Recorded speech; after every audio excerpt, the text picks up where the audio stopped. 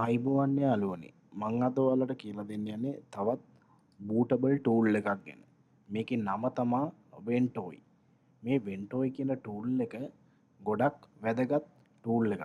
මොකද මේකෙදී අපිට ගොඩක් ISO වලට මේ වෙන්ටෝයි කියන ටූල් එක සපෝට් කරනවා. Windows, Linux ඒ විතරක් නෙමෙයි.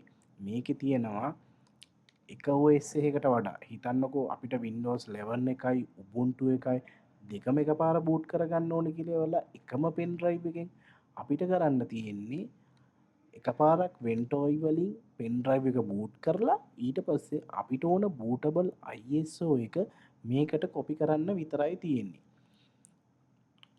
මෙන්න බලන්න මෙන්න මේ වෙබ්සයිට් එකේ පෙන්නනවා මේගොල්ලෝ ටෙස්ට් කරලා තියෙන ISO මොනවද කියලා. බලන්න Windows වල Windows 7, 8, 8.1, 10, 11 එතකොට server operating systems මේ වගේ ගොඩක් ඒවා මෙන්න මේ වෙන්ටෝයි කියන ටූල් එකත් එක්ක දැනට සපෝට් කරනවා. ඒ කියන්නේ අපිට බූට් කරලා මෙන්න මේ operating system ඊට අමතරව Linux ඒවා Debian, Ubuntu, CentOS, Red Hat Linux ඒ වගේ Fedora ගොඩක් Linux operating system මේකට සපෝට් කරනවා. Unix operating system, Chrome OS එක, තව VMware EXXI, Citrix මේ වගේ දේවලුත් මෙන්න මේ ටූල් එක හරහා අපිට පුළුවන් ලේසියෙන්ම බූට් කරගන්න. මේකේ විශේෂත්වය තමයි මේක අපි කිව්වොත් මල්ටි බූටබල් පෙන් ඩ්‍රයිව් එකක් හදන්න ලේසිම පහසු ක්‍රමයක් තමයි මෙන්න මේ වෙන්ටෝයි කියන ටූල් එක. ඉස්සෙල්ලාම අපි මෙන්න මේ වෙන්ටෝයි කියන ටූල් එක ඩවුන්ලෝඩ් කරගමු. මෙන්න මෙතන තියෙනවා zip ෆයිල් එක. මම මෙන්න මේක ඩවුන්ලෝඩ් කරගන්නවා.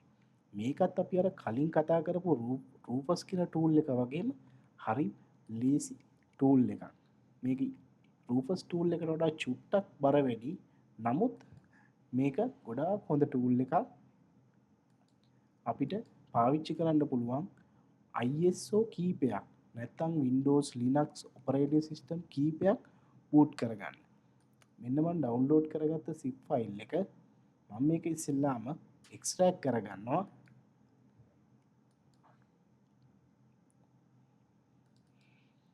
එක්ස්ට්‍රැක්ට් කරගත්තාම අපිට මෙන්න මේ වගේ ස්ක්‍රීන් එකක් තමයි එන්නේ.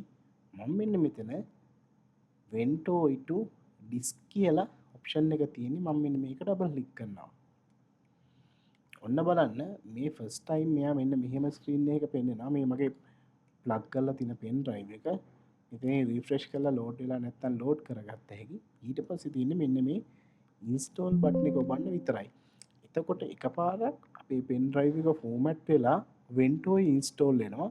ඊට පස්සේ තියෙන්නේ අපිට Windows Linux bootable images මේකට කොපි කරන්න විතරයි. තව දෙයක් යාළුවනේ අපිට පුළුවන් මේකේ Windows ISO ඒවට අමතරව WMI files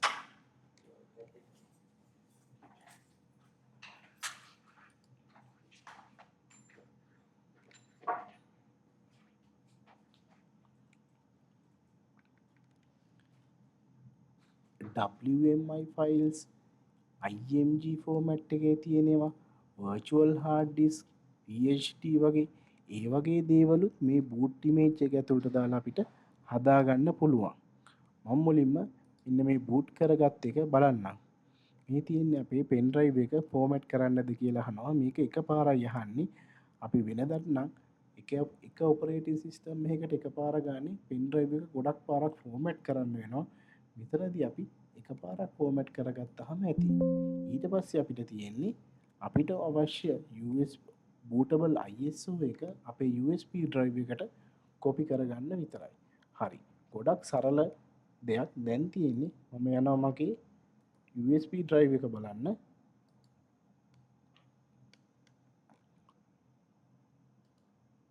මගේ USB drive එක නම් පෙන්නුවේ නෑ. අපි බලමු අපව පාරක්.